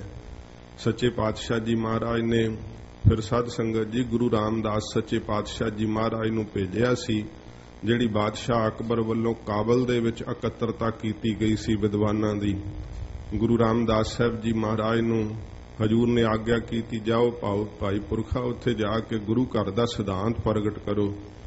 ਗੁਰੂ ਰਾਮਦਾਸ ਸਾਹਿਬ ਜੀ ਮਹਾਰਾਜ ਤੁਰਨ ਲੱਗੇ ਆਖਿਆ, ਮਹਾਰਾਜ ਅਸੀਂ ਤਾਂ ਕੋਈ ਪੜ੍ਹੇ ਨਹੀਂ ਹੋਏ ਸੱਚੇ ਪਾਤਸ਼ਾਹ, ਉੱਥੇ ਤਾਂ ਬੜੇ ਬੜੇ ਵਿਦਵਾਨ ਆਉਣਗੇ, ਮਹਾਰਾਜ ਅਸੀਂ ਤਾਂ ਪੜ੍ਹੇ ਨਹੀਂ ਹਾਂ। ਹਜੂਰ ਨੇ ਕਿਹਾ, ਮੂਲ ਮੰਤਰ ਦਾ ਪਾਠ ਕਰਕੇ ਜਦੋਂ ਆਪਣੇ ਸੱਜੇ ਹੱਥ ਤੱਕੋਗੇ ਸਾਰੀ ਵਿਦਿਆ ਹੱਥ ਜੋੜ ਕੇ ਖੜੀ ਹੋਵੇਗੀ, ਜੋ ਬਚਨ ਕਹੋਗੇ ਤਤਕਾਲ ਸਤ ਹੋ ਜਾਵੇਗਾ। ਇਹ ਐਸੀ ਬਖਸ਼ਿਸ਼ ਗੁਰੂ ਅਮਰਦਾਸ ਸਾਹਿਬ ਜੀ ਮਹਾਰਾਜ ਕੀਤੀ। ਤੇ ਗੁਰੂ ਰਾਮਦਾਸ ਸਾਹਿਬ ਜੀ ਮਹਾਰਾਜ ਉਸ ਵਿਦਵਾਨਾਂ ਦੀ ਸਭਾ ਵਿੱਚ ਹਜੂਰ ਆਏ। ਗੁਰੂ ਘਰ ਦਾ ਇਹੋ ਜਿਹਾ ਸਿਧਾਂਤ ਮਹਾਰਾਜ ਜੀ ਨੇ ਪ੍ਰਗਟ ਕੀਤਾ, ਉਹਦਾ ਬਹੁਤ ਵਿਸਥਾਰ ਹੈ ਸਾਧ ਸੰਗਤ ਜੀ। ਸਤਿਗੁਰੂ ਪਾਤਸ਼ਾਹ ਜੀ ਮਹਾਰਾਜ ਦੇ ਅੱਗੇ ਸਭ ਬ੍ਰਾਹਮਣ ਨਿਰੰਤਰ ਹੋ ਗਏ।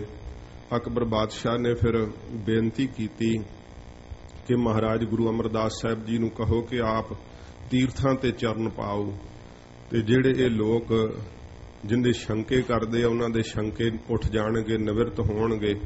ਗੁਰੂ ਸਾਹਿਬ ਨੂੰ ਇਹ ਬੇਨਤੀ ਕਰਿਓ ਕਿ ਜੇ ਆਪ ਮਹਾਰਾਜ ਚਰਨ ਪਾਓਗੇ ਤੀਰਥਾਂ ਤੇ, ਮੈਂ ਤੀਰਥਾਂ ਤੇ ਲੱਗਾ ਹੋਇਆ ਜੇਜੀਆ ਟੈਕਸ ਉਠਾ ਦਿਆਂਗਾ। ਇਹ ਮਹਾਰਾਜ ਨੂੰ ਜਦੋਂ ਕਿਹਾ ਗੁਰੂ ਰਾਮਦਾਸ ਸਾਹਿਬ ਨੂੰ ਬਾਦਸ਼ਾਹ ਅਕਬਰ ਨੇ, ਤੇ ਗੁਰੂ ਰਾਮਦਾਸ ਸਾਹਿਬ ਜੀ ਮਹਾਰਾਜ ਕਿਹਾ, ਬਾਦਸ਼ਾਹ ਅਸੀਂ ਬੇਨਤੀ ਕਰਾਂਗੇ। ਸਤਿਗੁਰੂ ਜੀ ਜਿਵੇਂ ਅੱਗੇ ਆਪਣੀ ਹਜੂਰ ਦੀ ਮੌਜ ਹੋਵੇਗੀ, ਤੇ ਇਉਂ ਜਦੋਂ ਗੁਰੂ ਰਾਮਦਾਸ ਸਾਹਿਬ ਜੀ ਮਹਾਰਾਜ ਆ ਕਰਕੇ ਬੇਨਤੀ ਕੀਤੀ, ਫਿਰ ਗੁਰੂ ਅਮਰਦਾਸ ਸੱਚੇ ਪਾਤਸ਼ਾਹ ਜੀ ਮਹਾਰਾਜ ਨੂੰ ਐਸਾ ਪਾਇਆ, ਕਿਉਂਕਿ ਤੀਰਥ ਵੀ ਮਹਾਰਾਜ ਦੇ ਚਰਨਾਂ ਦੇ ਪਰਸਣ ਵਾਸਤੇ ਪੁਕਾਰਦੇ ਹੈ। ਹਜੂਰ ਤੀਰਥਾਂ ਨੂੰ ਪਵਿੱਤਰ ਕਰਨ ਵਾਸਤੇ ਸਤਿਗੁਰੂ ਜੀ ਫਿਰ ਕੁਰੂਕਸ਼ੇਤਰ ਆਏ ਹੈ, ਹਜੂਰ ਗੰਗਾ ਤੇ ਆਏ ਹੈ। ਇਹ ਸਾਧ ਸੰਗਤ ਜੀ ਕਈ ਇਉਂ ਖਿਆਲ ਕਰਦੇ ਹੈ कि महाराज वेखो गुरता ते बैठ करके भी फिर गंगा आए नहाउण।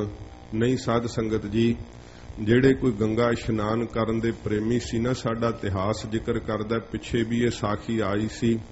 ਹਜੂਰ ਦੇ ਪਹਿਲੇ ਜੀਵਨ ਦਾ ਇੱਕ ਪ੍ਰੇਮੀ ਜੋ ਗੰਗਾ ਇਸ਼ਨਾਨ ਕਰਨ ਦਾ ਇੱਛੁਕ ਸੀ, ਜਦੋਂ ਮਹਾਰਾਜ ਕੋਲ ਆਇਆ ਸੀ, ਲੰਗਰ ਪ੍ਰਸ਼ਾਦ ਛਕਿਆ, ਮਹਾਰਾਜ ਨੂੰ ਕਹਿੰਦਾ ਸਤਿਗੁਰੂ ਮੈਨੂੰ ਪਤਾ ਲੱਗਾ ਸੀ ਮੈਂ ਆਪਦੇ ਦਰਸ਼ਨ ਕਰਨ ਆਇਆ।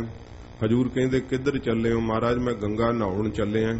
ਸਤਿਗੁਰੂ ਜੀ ਕਹਿੰਦੇ ਭਾਈ ਇਹ ਗੁਰੂ ਨਾਨਕ ਸਾਹਿਬ ਦੇ ਉਪਦੇਸ਼ 'ਚ ਹੀ ਗੰਗਾ ਸਾਰੀਆਂ ਵਸਦੀਆਂ, ਇੱਥੇ ਬੌਲੀ ਸਾਹਿਬ 'ਚ ਇਸ਼ਨਾਨ ਕਰ ਲਓ, ਤੁਹਾਡਾ ਗੰਗਾ ਇਸ਼ਨਾਨ ਹੋ ਜਾਏਗਾ।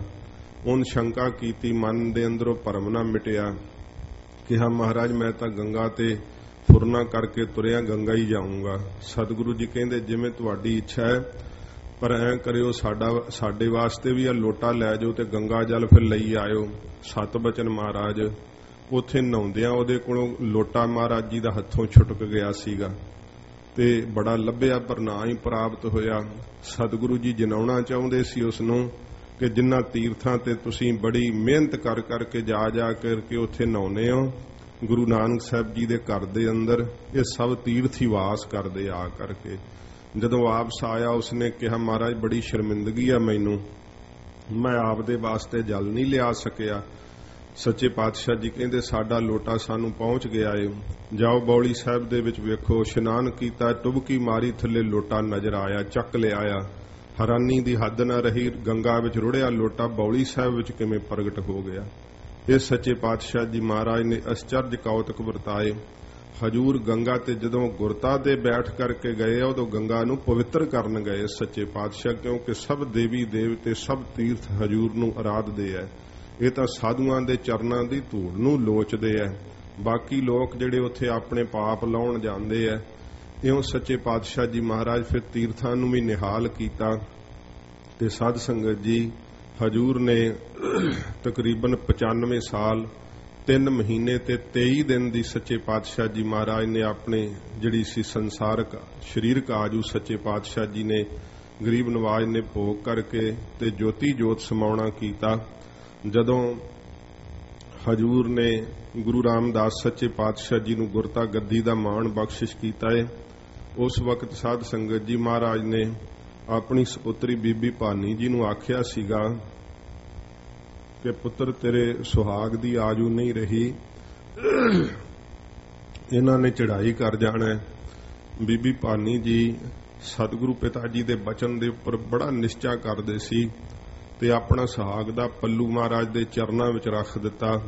ਆਪਣੇ ਆਪ ਨੂੰ ਉਦੋਂ ਹੀ ਵਿਧਵਾ ਜਾਣ ਲਿਆ ਜਦੋਂ ਸਤਿਗੁਰਾਂ ਨੇ ਵਾਕ ਕਹਿਤੇ। ਜਦੋਂ ਪੱਲੂ ਲਾ ਕੇ ਮਹਾਰਾਜ ਦੇ ਚਰਨਾਂ 'ਚ ਰੱਖਿਆ, ਹਜੂਰ ਨੇ ਆਖਿਆ ਪੁੱਤਰ ਅਜੇ ਤਾਂ ਤੇਰਾ ਸੁਹਾਗ ਜਿਉਂਦਾ ਹੈ।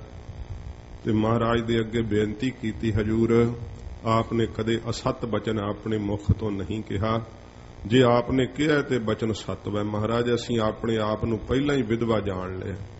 ਹਜੂਰ ਬੜੇ ਪ੍ਰਸੰਨ ਹੋਏ, ਕਿਹਾ ਪੁੱਤਰ ਇੰਨਾ ਬਚਨਾਂ ਤੇ ਨਿਸ਼ਚੈ ਸਾਡੇ, ਅੱਛਾ ਜਾ ਅਸੀਂ ਆਪਣੀ ਰਹਿੰਦੀ ਉਮਰ ਵੀ ਤੇਰੇ ਸੁਹਾਗ ਨੂੰ ਦਿੰਨੇ ਆ। ਸੱਚੇ ਪਾਤਸ਼ਾਹ ਜੀ ਮਹਾਰਾਜ ਨੇ ਆਪਣੀ ਰਹਿੰਦੀ ਸ਼ੇਸ਼ ਆਜੂ ਜਿਹੜੀ ਸੀ ਨਾ, ਉਹ ਗੁਰੂ ਰਾਮਦਾਸ ਸਾਹਿਬ ਜੀ ਮਹਾਰਾਜ ਨੂੰ ਬਖਸ਼ ਕੇ ਗੁਰਤਾ ਦਾ ਤਖਤ ਹਜੂਰ ਨੇ ਬਖਸ਼ਿਸ਼ ਕੀਤਾ। ਜਦੋਂ ਮਹਾਰਾਜ ਜੀ ਸੱਚਖੰਡ ਜਾਣ ਲੱਗੇ ਸੀ, ਭਾਈ ਦਾਤੂ ਉਦੋਂ ਲੱਤ ਦੀ ਪੀੜ ਨਹੀਂ ਸਹਾਰਦਾ ਹੋਇਆ ਆ ਗਿਆ। ਪਹਿਲੋਂ ਨਾ ਸੀ ਆਇਆ ਸ਼ਰਮਿੰਦਗੀ ਕਰਕੇ ਕਿ ਲੋਕ ਕੀ ਕਹਿਣਗੇ, ਪਰ ਜਦੋਂ ਨਾ ਹੀ ਸਹਾਰੀ ਗਈ ਪੀੜ ਤੇ ਫਿਰ ਪਤਾ ਲੱਗਾ ਕਿ ਮਹਾਰਾਜ ਤਾਂ ਜੋਤੀ ਜੋਤ ਸਮਾਉਣ ਲੱਗੇ। ਜਦੋਂ ਆਇਆ ਚੱਲ ਕੇ ਮਹਾਰਾਜ ਦੇ ਅੱਗੇ ਬੇਨਤੀ ਕੀਤੀ, ਸਤਿਗੁਰੂ ਮੈਂ ਲੋਕਾਚਾਰੀ ਕਰਕੇ ਸ਼ਰਮਿੰਦਗੀ ਨਾਲ ਨਹੀਂ ਆਉਂਦਾ ਰਿਹਾ, ਮਹਾਰਾਜ ਮੈਨੂੰ ਬਖਸ਼ ਲਓ, ਮੈਂ ਬੜਾ ਦੁਖੀ ਹਾਂ। ਹਜੂਰ ਨੇ ਕਿਹਾ ਭਾਈ ਦਾਤੂ ਹੁਣ ਤਾਂ ਅਸੀਂ ਗੁਰਤਾ ਗੱਦੀ ਗੁਰੂ ਰਾਮਦਾਸ ਸਾਹਿਬ ਨੂੰ ਬਖਸ਼ ਦਿੱਤੀ ਹੈ ਤੇ ਜਦੋਂ ਇਹਨਾਂ ਦੇ ਪੁੱਤਰ ਆਉਣਗੇ ਨਾ ਹੁਣ ਗੁਰਤਾ ਗੱਦੀ ਤੇ ਬੈਠ ਕਰਕੇ ਗੁਰਤਾ ਦੇ ਮਾਲਕ ਬਣ ਕੇ ਇੱਥੇ ਗੋਇੰਦਵਾਲ ਸਾਹਿਬ, ਉਹ ਰਸਤੇ ਵਿੱਚ ਖਡੂਰ ਸਾਹਿਬ ਰੁਕਣਗੇ, ਉਹ ਤੇਰੀ ਪੀੜਾ ਮੇਟਣਗੇ। ਇਹ ਬਚਨ ਮੰਨ ਕੇ ਭਾਈ ਦਾਤੂ ਫਿਰ ਪੀੜਾ ਉਦੋਂ ਤੱਕ ਸਹਾਰਦਾ ਰਿਹਾ। ਗੁਰੂ ਅਰਜਨ ਸਾਹਿਬ ਜੀ ਮਹਾਰਾਜ ਨੇ ਆਪਣਾ ਹਸਤ ਕਮਲ ਲਾ ਕਰਕੇ ਭਾਈ ਦਾਤੂ ਦੀ ਪੀੜਾ ਚੱਕੀ ਸੀ। ਸਤ ਸੰਗਤ ਜੀ ਐਸੇ ਦੀਨ ਦਿਆਲ ਧੰਨ ਗੁਰੂ ਅਮਰਦਾਸ ਸੱਚੇ ਪਾਤਸ਼ਾਹ ਹਜੂਰ ਦਾ ਅੱਜ ਆਗਮਨ ਗੁਰਪੁਰਬ ਹੈ। ਪਟਾਂ ਨੇ ਕਹੇ ਹੋਏ ਸ਼ਬਦ ਗੁਰ ਅਮਰਦਾਸ ਪਰਸੀਐ ਸਿੱਧ ਸਾਧਕ ਆਸਾਸਹਿ, ਗੁਰ ਅਮਰਦਾਸ ਪਰਸੀਐ ਧਿਆਨ ਲਹੀਐ ਪਉ ਮੁਕਹਿ, ਗੁਰ ਅਮਰਦਾਸ ਪਰਸੀਐ ਅਪਾਉ ਲਗਬੈ ਗਾਉ ਚੁੱਕਹਿ। ਇੱਕ ਬਿਨ ਦੋ ਗੁਣ ਜਾਉ ਤਾਉ ਰਹਿ, ਜਾਸ ਮੰਤਰ ਮਾਨਵੈ ਲਹੈ, ਜਾਲ ਪਾ ਪਦਾਰਥ ਇਤੜੇ, ਗੁਰ ਅਮਰਦਾਸ ਡਿਠੇ ਮਿਲੇ। ਇਹ ਜਾਲਪ ਭੱਟ ਜੀ ਕਹਿੰਦੇ ਗੁਰੂ ਅਮਰਦਾਸ ਸਾਹਿਬ ਦਾ ਦਰਸ਼ਨ ਹੀ ਵੇਖਣ ਨੂੰ ਮਿਲ ਜਾਵੇ ਨਾ, ਨੈਣ ਤਾਂ ਪਰ ਸਕਿਆਥ ਨੈਣ ਗੁਰ ਅਮਰ ਪਖਿਜੈ। ਉਹ ਨੇਤਰ ਸਫਲੇ ਹੋ ਜਾਂਦੇ ਆ ਜਿਹੜੇ ਨੇਤਰ ਧੰਨ ਗੁਰੂ ਅਮਰਦਾਸ ਸੱਚੇ ਪਾਤਸ਼ਾਹ ਜੀ ਮਹਾਰਾਜ ਦਾ ਦਰਸ਼ਨ ਵੇਖਦੇ ਆ। ਸਾਧ ਸੰਗਤ ਜੀ, ਅੱਜ ਦੀਨ ਦਿਆਲ ਸਤਿਗੁਰੂ ਜੀ ਦਾ ਆਗਮਨ ਗੁਰਪੁਰਬ ਹੈ। ਸੱਚੇ ਪਾਤਸ਼ਾਹ ਜੀ ਦੇ ਪ੍ਰਕਾਸ਼ ਦੀਆਂ ਆਪ ਨੂੰ ਸਵਾਸ ਸਵਾਸ ਵਧਾਈਆਂ ਹੋਣ। ਅਤੇ ਸਾਧ ਸੰਗਤ ਜੀ, ਅੱਜ ਦਾ ਛੋਟੇ ਘੱਲੂਘਾਰੇ ਵਾਲਾ ਦਿਨ ਹੈ। ਅੱਜ ਦੇ ਦਿਨ ਪੰਥ ਦੇ ਉੱਤੇ ਬਹੁਤ ਭਾਰੀ ਸਾਧ ਸੰਗਤ ਜੀ ਸੰਕਟ ਆਇਆ ਸੀ, ਜਿਸ ਘੱਲੂਘਾਰੇ ਦੇ ਵਿੱਚ ਡਾਢਾ ਹੀ ਪੰਥ ਦਾ ਨੁਕਸਾਨ ਹੋਇਆ। ਮਾਤਾਵਾਂ, ਬਜ਼ੁਰਗ ਔਰਤਾਂ, ਬਜ਼ੁਰਗ ਜਿਹੜੇ ਸਨ, ਬੱਚੇ, ਨੌਜਵਾਨ, ਇਸਤਰੀਆਂ, ਉਸ ਘੱਲੂਘਾਰੇ ਦੇ ਅੰਦਰ ਬਹੁਤ ਕਤਲੋਗਾਰਤ ਹੋਈ ਸੀ। ਖਾਲਸੇ ਦਾ ਬਹੁਤ ਵੱਡਾ ਨੁਕਸਾਨ ਹੋਇਆ ਸੀ। ਇਹ ਸਾਧ ਸੰਗਤ ਜੀ, ਜੋ ਜਸਪਤ ਰਾਏ ਸੀ ਨਾ, ਗੁਰਦੁਆਰਾ ਰੋੜੀ ਸਾਹਿਬ ਗੁਰੂ ਨਾਨਕ ਸਾਹਿਬ ਜੀ ਦੀ ਪਵਿੱਤਰ ਯਾਦਗਾਰ, ਇੱਥੇ ਸਿੰਘ ਰੁਕੇ ਹੋਏ ਸੀ। ਕਈਆਂ ਦਿਨਾਂ ਦੇ ਭੁੱਖੇ ਲੰਗਰ ਬਣਾ ਕੇ ਛਕਣ ਲੱਗੇ ਸੀ। ਜਸਪਤ ਰਾਏ ਨੂੰ ਪਤਾ ਲੱਗਿਆ, ਉਹ ਬਹੁਤ ਹਕੂਮਤ ਦੇ ਨਸ਼ੇ ਵਿੱਚ, ਕਿਉਂਕਿ ਕਈਆਂ ਨੂੰ ਹਕੂਮਤ ਦਾ ਬੜਾ ਨਸ਼ਾ ਹੁੰਦਾ ਹੈ, ਆਪਣੀ ਮੌਤ ਦਾ ਖੌਫ ਹੀ ਨਹੀਂ ਕਰਦੇ। ਸ਼ੇਰ ਦੇ ਵੀ ਪੰਜੇ ਨੂੰ ਜਾ ਕਰਕੇ ਹੱਥ ਪਾਉਣ ਦਾ ਯਤਨ ਕਰਦੇ। ਇਹਨਾਂ ਨਹੀਂ ਪਤਾ ਵੀ ਹਕੂਮਤ ਤਾਂ ਕਿਤੇ ਰਹਿ ਜਾਣੀ ਹੈ, ਸ਼ੇਰ ਨੇ ਪਹਿਲਾਂ ਹੀ ਪਾੜ ਕੱਤਣਾ। ਇਹੋ ਜਿਹੇ ਜਸਪਤ ਰਾਏ ਵਰਗੇ ਉਹ ਜਾ ਕਰਕੇ ਸਿੰਘਾਂ ਨੂੰ, ਸਾਧ ਸੰਗਤ ਜੀ, ਉਸਨੇ ਲਲਕਾਰਾ ਮਾਰ ਲਿਆ ਹਕੂਮਤ ਦੇ ਨਸ਼ੇ ਵਿੱਚ। ਸਿੰਘਾਂ ਨੂੰ ਕਹਿੰਦਾ, ਕਿਹਨੂੰ ਪੁੱਛ ਕਰਕੇ ਇੱਥੇ ਤੁਸੀਂ ਆਏ ਹੋ? ਸਿੰਘ ਕਹਿੰਦੇ, ਅਸੀਂ ਕਈਆਂ ਦਿਨਾਂ ਦੇ ਭੁੱਖੇ ਆ, ਕਿਹੜਾ ਇੱਥੇ ਬੈਠੇ ਰਹਿਣਾ, ਲੰਗਰ ਛਕ ਕੇ ਤਾਂ ਅਸੀਂ ਚਲੇ ਜਾਣਾ। ਫਿਰ ਸਾਧ ਸੰਗਤ ਜੀ, ਉਸਨੇ ਭਾਈ ਮਨੀ ਸਿੰਘ ਸਾਹਿਬ ਜੀ ਦਾ ਨਾਮ ਲੈ ਕਰਕੇ ਬਹੁਤ ਅਪਮਾਨਜਨਕ ਸ਼ਬਦ ਕਹੇ ਕਿ ਜਿਵੇਂ ਭਾਈ ਸਾਹਿਬ ਜੀ ਦੀ ਸ਼ਹਾਦਤ ਬਾਰੇ ਕਿਹਾ, ਉਵੇਂ ਇਕੱਲੇ ਇਕੱਲੇ ਨੂੰ ਲਾਹੌਰ ਖੜ ਕੇ ਮਾਰੂੰਗਾ। ਜਦੋਂ ਭਾਈ ਸਾਹਿਬ ਦੀ ਸ਼ਹਾਦਤ ਬਾਰੇ ਦੱਸਿਆ, ਸਿੰਘਾਂ ਨੂੰ ਰੋਹ ਆ ਗਿਆ। ਫਿਰ ਉਸੇ ਵੇਲੇ ਤੇ ਸਿੰਘਾਂ ਨੇ ਜਕਾਰੇ ਛੱਡਤੇ। ਦੇਗੇ ਜਿਹੜੇ ਸੀ ਦਾਲੇ ਦੇ, ਉਹ ਇੱਕ ਪਾਸੇ ਹੀ ਰਹਿ ਗਏ, ਟੋਕਰੇ ਪ੍ਰਸ਼ਾਦਿਆਂ ਦੇ ਪਾਸੇ ਹੀ ਰਹਿ ਗਏ। ਖਾਲਸੇ ਨੂੰ ਫਿਰ ਰੋਹ ਆ ਗਿਆ। ਕਈਆਂ ਦਿਨਾਂ ਦੇ ਭੁੱਖੇ ਸੀ। ਇਹੋ ਜਿਹਾ ਬਿਗਲ ਵੱਜਿਆ, ਨਗਾਰੇ ਤੇ ਇਹੋ ਜੀ ਚੋਭ ਵੱਜੀ, ਛਿਨ ਮਾਤਰ ਸਮੇਂ 'ਚ ਖਾਲਸੇ ਨੇ ਆਪਣੇ ਤੇਗ ਦੀ ਧਾਰ ਲੰਘਾਤੇ ਬਹੁਤ ਜ਼ਿਆਦੇ। ਇਹ ਜੋ ਜਸਪਤ ਰਾਏ ਹਾਥੀ ਦੀ ਅੰਬਾਰੀ ਵਿੱਚ ਚੜ੍ਹਿਆ ਸੀ, ਭਾਈ ਨਡਾੜੂ ਸਿੰਘ ਜੀ ਪੂਛ ਪਕੜ ਕੇ ਉੱਤੇ ਚੜ੍ਹੇ। ਜਿਵੇਂ ਸਾਧ ਸੰਗਤ ਜੀ ਵਲ ਦੇ ਨਾਲੋਂ ਕੱਦੂ ਲਾ ਕੇ ਧਰਤੀ ਤੇ ਸਿੱਟ ਦੇਈਦਾ, ਇਵੇਂ ਭਾਈ ਨਡਾੜੂ ਸਿੰਘ ਨੇ ਸਿਰ ਜਿਹੜਾ ਸੀ ਜਸਪਤ ਰਾਏ ਦਾ ਧਰਤੀ ਤੇ ਲਾ ਕੇ ਸਿੱਟ ਦਿੱਤਾ ਸੀ। ਜਦੋਂ ਇਸ ਪ੍ਰਕਾਰ ਇਸ ਜਸਪਤ ਰਾਏ ਨੂੰ ਮਾਰਿਆ ਤੇ ਸਾਧ ਸੰਗਤ ਜੀ, ਜਿਹੜਾ ਇਹਦਾ ਭਰਾ ਸੀ ਲਖਪਤ ਰਾਏ, ਉਹਨੇ ਫਿਰ ਤੁਹਈਆ ਕਰ ਲਿਆ। ਇਸ ਪ੍ਰਕਾਰ ਸਾਧ ਸੰਗਤ ਜੀ, ਉਸਨੇ ਕਿਹਾ, ਮੈਂ ਸਿੱਖਾਂ ਦਾ ਬੀਜ ਨਾਸ਼ ਕਰ ਦੇਣਾ ਹੈ। ਜਦੋਂ ਇਸ ਪ੍ਰਕਾਰ ਇਸਨੇ ਸੰਕਲਪ ਕੀਤਾ ਤਾਂ ਸਾਧ ਸੰਗਤ ਜੀ, ਇਸਨੇ ਭਰੇ ਦਰਬਾਰ ਦੇ ਅੰਦਰ ਕਿਹਾ ਸੀ ਗੁਰੂ ਨਾਨਕ ਸਾਹਿਬ ਜੀ ਮਹਾਰਾਜ ਦਾ ਨਾਮ ਲੈ ਕਰਕੇ ਕਿ ਜਿਨ੍ਹਾਂ ਨੇ ਇਸ ਧਰਮ ਨੂੰ ਸ਼ੁਰੂ ਕੀਤਾ ਹੈ, ਮੈਂ ਖੱਤਰੀ ਵੰਸ਼ ਦੇ ਵਿੱਚ ਕਹਿੰਦਾ ਇਸੇ ਧਰਮ ਦਾ ਨਾਸ਼ ਕਰ ਦਿਆਂਗਾ। ਐਡਾ ਹੰਕਾਰੀ ਸੀ। ਤੋ ਸਿਰਾਂ ਦੇ ਤੇ ਸਮੇਂ ਮੁੱਲ ਪੈਣ ਲੱਗੇ। ਸਿੱਖ ਬੀਬੀਆਂ ਨੂੰ ਪਕੜ ਪਕੜ ਕਰਕੇ ਉਸ ਸਮੇਂ ਸਾਧ ਸੰਗਤ ਜੀ, ਇਹ ਮੀਰ ਮੰਨੂ ਦੀ ਜੇਲ੍ਹ ਦੇ ਵਿੱਚ ਵੱਡੀ ਕਤਲੋਗਾਰਤ ਹੋਈ ਸੀ, ਜਿੱਥੇ ਆਪਾਂ ਅਰਦਾਸ ਵਿੱਚ ਸ਼ਬਦ ਪੜ੍ਹਦੇ ਆ ਨਾ, ਜਿਨ੍ਹਾਂ ਨੇ ਬੱਚਿਆਂ ਦੇ ਟੋਟੇ ਟੋਟੇ ਕਰਵਾ ਕੇ ਗਲਾਂ ਵਿੱਚ ਹਾਰ ਪਰਵਾ ਲਏ, ਖੰਨੀ ਖੰਨੀ ਰੋਟੀ ਤੇ ਗੁਜ਼ਾਰਾ ਕੀਤਾ, ਸਿਦਕ ਨਹੀਂ ਹਾਰਿਆ। ਇਹ ਅਰਦਾਸ ਵਿੱਚ ਜਿਨ੍ਹਾਂ ਦੇ ਨਾਮ ਲੈਨੇ ਆ, ਉਹਨਾਂ ਬੀਬੀਆਂ ਨੇ ਉੱਥੇ ਆਪਣਾ ਸਿਦਕ ਰੱਖਿਆ ਸੀ। ਜਦੋਂ ਜੰਗਲਾਂ ਵਿੱਚ ਖਾਲਸੇ ਨੂੰ ਖਬਰ ਪਤਾ ਲੱਗੀ ਕਿ ਇਹ ਹਾਲਤ ਹੋ ਰਹੀ ਹੈ, ਬੀਬੀਆਂ ਦੀ ਕਤਲੋਗਾਰਤ ਹੋ ਰਹੀ ਹੈ, ਬਹੁਤ ਬੁਰੀ ਹਾਲਤ ਹੋ ਗਈ ਹੈ, ਫਿਰ ਸਾਧ ਸੰਗਤ ਜੀ, ਜਦੋਂ ਇਹ ਘੱਲੂਘਾਰਾ ਜਿਹੜਾ ਸੀ ਨਾ, ਇਹ ਲਖਪਤ ਰਾਏ ਨੇ ਕਰਵਾਇਆ ਸੀ। ਝੱਲਾਂ ਦੇ ਵਿੱਚ ਇਸਨੇ ਸਿੰਘਾਂ ਨੂੰ ਬਾਹਰ ਕੱਢਣ ਵਾਸਤੇ ਜਿਹੜਾ ਸੀ ਬਹੁਤ ਜ਼ਿਆਦਾ ਜ਼ੋਰ ਲਾਇਆ ਤੇ ਇਸ ਘੱਲੂਘਾਰੇ ਦੇ ਵਿੱਚ ਬਹੁਤ ਵੱਡਾ ਪੰਥ ਦਾ ਨੁਕਸਾਨ ਹੋਇਆ। ਗਿਆਨੀ ਗਿਆਨ ਸਿੰਘ ਜੀ ਨੇ ਪੰਥ ਪ੍ਰਕਾਸ਼ ਵਿੱਚ ਜ਼ਿਕਰ ਕੀਤਾ ਕਿ ਬਾਬਾ ਦੀਪ ਸਿੰਘ ਸਾਹਿਬ ਜੀ ਉਸ ਘੱਲੂਘਾਰੇ ਵਿੱਚ ਉਸ ਸਮੇਂ ਮੌਜੂਦ ਸੀਗੇ ਤੇ ਉਹਨਾਂ ਨੇ ਤੇ ਸਮੇਂ ਫਿਰ ਜਦੋਂ ਇਹਨੇ ਝੱਲਾਂ ਨੂੰ ਅੱਗ ਲਾਤੀ ਨਾ, ਉੱਥੇ ਬੜੇ ਝੱਲ ਹੁੰਦੇ ਸੀ। ਝੱਲਾਂ ਨੂੰ ਜਦੋਂ ਅੱਗ ਲਾਤੀ, ਫਿਰ ਸਾਧ ਸੰਗਤ ਜੀ, ਉਸ ਅੱਗ ਦੇ ਵਿੱਚੋਂ ਇੱਕ ਪਾਸੇ ਦਰਿਆ ਸੀ, ਇੱਕ ਪਾਸੇ ਜੰਗਲ ਨੂੰ ਅੱਗ ਲੱਗੀ ਹੋਈ ਸੀ। ਕੋਈ ਵੀ ਚਾਰਾ ਨਹੀਂ ਰਿਹਾ ਸਿੰਘਾਂ ਦੇ ਕੋਲ। ਤੇ ਫਿਰ ਬਾਬਾ ਦੀਪ ਸਿੰਘ ਸਾਹਿਬ ਨੇ ਪੰਥ ਦੀ ਅਗਵਾਈ ਕਰਦਿਆਂ ਹੋਇਆਂ ਕਿਹਾ, ਖਾਲਸਾ ਜੀ, दुश्मन दे उत्ते सिद्धा हल्ला बोलदे हो। दुश्मन दी फौज नूं चीरदियां होइयां जिहड़ा कोई लंघ जावेगा वो बच करके पंथ दी फिर संभाल कर लवे। इस तरह जदों फिर ਸਿੰਘਾਂ ने वेखिया कि हुण कोई होर चारा नहीं, जकारे छड्ड के फिर ਸਿੰਘਾਂ ने फौज दे उत्ते हल्ला बोल दिता। उस दल दी अगवाही बाबा दीप सिंह साहब ने कीती। उस खंडे दी ताब ना झलदे होए मुगल फिर साध संगत जी तेग दी धार लंघे। बहुत घमसान दा युद्ध होया। इत्थों बाबा दीप सिंह साहब जी ने पंथ नूं लिजा करके फिर साध संगत जी जदों दमदमा साहब अस्थान ते आप जी कुछ समा फिर रहे है। ये बहुत वड्डा नुकसान पंथ नूं चेते सीगा। ते उधरों इन्ने तुहाइया कर लिया सी कि मैं सिखां दा बीज ही नाश कर देना। जदों जंगल विच ਸਿੰਘਾਂ नूं ये खबर पता लगी कि बीबियां दे उत्ते जुल्म ढाया जा रहा है ते साध संगत जी जिहड़ी औरत है ना ये अणख ते गैरत दा चिन्ह मन्नी गई है। सिख धर्म दे अंदर भी जे किसी दी कोई औरत नूं हथ पावे ना ते फिर समझिया जांदा है कि उस दी इज्जत नहीं रही। जदों खालसे नूं ये पता लगा ते फिर खालसे नूं रोह आ गया, खालसा जी इस जीवन नालों मर जाना चंगा है। ਸਿੰਘਾਂ ने गुरमता करके फिर लाहौर दे उत्ते चढ़ाई कर दिती। इहो जिहा साध संगत जी युद्ध होया कि बहुत ज्यादा करारी हार होई। जिहड़े सी साध संगत जी गिलजे ते मीर मन्नू दी लाश नूं फिर ਸਿੰਘਾਂ ने सारे लाहौर दे विच घोड़े दे पिछे पा के घुमाया सी ते फिर इस दी बेगम ने तन दे गहणे बेच करके इस नूं साध संगत जी दफनाया सी। वो भी बेनतियां करन तों खालसे ने इहदी देह दे दित्ती सी। ते जिहड़ा ये लखपत राय सी ना इहदा जिक्र आउंदा है कि इहनूं जिउंदा पढ़ लए सी सिंह अमृतसर साहब। ते साध संगत जी धरती विच 8 फुट डूंगा टोआ पट करके ना उत्ते ਸਿੰਘਾਂ ने छत पा के कहा कि जिन्हें किरिया जाना इहदे ते किरिया जाओ। ते उहदे विच साध संगत जी 1-2 प्रसादा छिट दिंदे सी। कईयां दिनां बाद तड़फ तड़फ के चीकां मार मार के लखू दी मौत होई सी।